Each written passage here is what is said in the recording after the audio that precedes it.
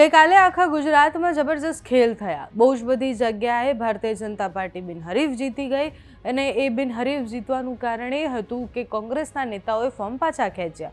કોંગ્રેસના નેતાઓને કાં તો પૈસા આપવાની લાલચ, કાં તો ડરાવવાની અને ધમકાવવાની નીતિ, અને એના કારણે અનેક નેતાઓએ પોતાના ફોર્મ પાછા ખેંચ્યા અને પછી અનેક નગરપાલિકાથી લઈને મહાનગરની અનેક બેઠકો એવી હતી કે જ્યાં ભારતીય જનતા પાર્ટીની સામે લડવા માટે કોઈ હતું જ નહીં અને એટલે બિનહરીફ જીત્યા।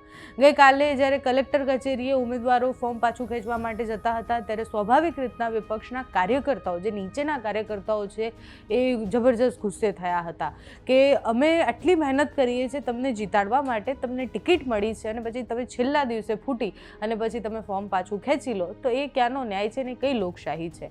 Election commission, Bharatiya Janata party અને બધા સામે ગઈકાલે સવાલો ઉઠ્યા। કચ્છમાં એવું થયું, કચ્છનો વિડીયો ખૂબ વાયરલ થયો કે જેમાં ફોર્મ ખેંચવા માટે ઉમેદવાર આવે છે અને એના પછી ત્યાં જેટલા કાર્યકર્તાઓ હોય છે એમને પહેલાં રોકવાનો પ્રયાસ કરે છે, એ રોકાતા નથી, એના પછી બળજબરી કરવાનો પ્રયાસ કરે છે। પણ એ લોકો ગુસ્સે કેમ થયા? એ કાર્યકર્તાઓએ પોતાના સામે એવું જોયું છે કે ઉમેદવાર આવે છે અને વાહિયાત વાત કરે છે કે અમારે સામાજિક કારણ છે કે અમારે બીજા કારણ છે એટલે અમે ચૂંટણી લડવા નથી માંગતા।